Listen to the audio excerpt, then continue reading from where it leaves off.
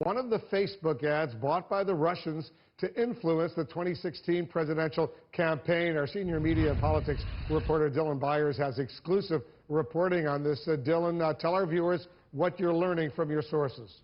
Here's what we've learned, Wolf. At least one of the ads that was bought by this Russian troll farm on Facebook was a Black Lives Matter ad that was targeted specifically to the cities of Baltimore and Ferguson, Missouri, obviously two cities where by that point in either late 2015 or early 2016, two cities which had been the site of some of the largest and most violent protests over the police shootings of African American men. This is the first example we have to date of where these ads were specifically targeted. Again, this is one ad out of more than 3,000, so we shouldn't infer that every single ad, or most of the ads even, were about the Black Lives Matter issue.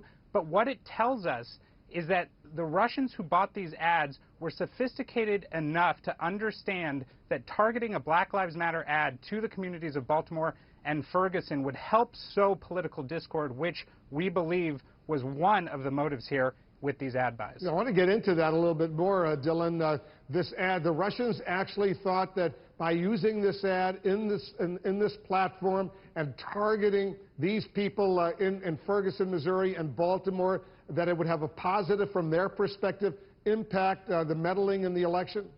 That's right. You know, we tend to want to think about this as these ads maybe promoting one candidate, criticizing another candidate. It's not that simple. What we understand, and this is based off of my conversation with my sources, is that the goal here was really about creating chaos, creating a climate of incivility, a climate of political discord and partisanship, effectively to sort of undermine the American democratic project generally, to undermine America's strength at home, also to sort of weaken the argument that may have tempted old Soviet bloc states that Western democracy was sort of the be-all, end-all and the grand goal of where they should be heading. Doing this, basically promoting Black Lives Matter, while at the same time maybe, to other residents of Baltimore and Ferguson, a Black Lives Matter ad might seem as though the group is a threat, contributes to that sort of culture and atmosphere of divisiveness, of incivility, of chaos. And when we look at as more of these ads come out and we understand more of where those ads were targeted, we might begin to sort of get a fuller picture of how Russians thought they could create that climate here in the United States. And as you point out, Dylan, this is just the tip of the iceberg, this one ad that you're reporting on. Do you expect that we will learn more about how these ads were targeted?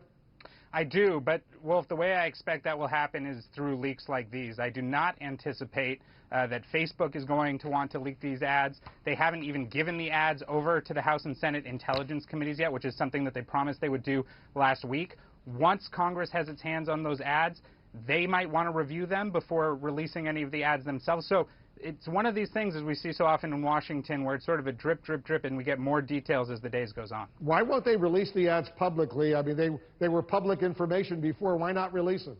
It's a great question, Wolf, and when we put that question to Facebook, the answer we hear back is privacy concerns. I think Facebook also understands that it's sort of a slippery slope when you start acquiescing to government demands about releasing certain information. If you start doing that here in the United States, what other governments around the world does Facebook have to start responding to with certain requests about releasing information? But look, as a civilian, it's a very hard argument to swallow. These ads were public. They did influence voter sentiment during the course of the 2016 campaign.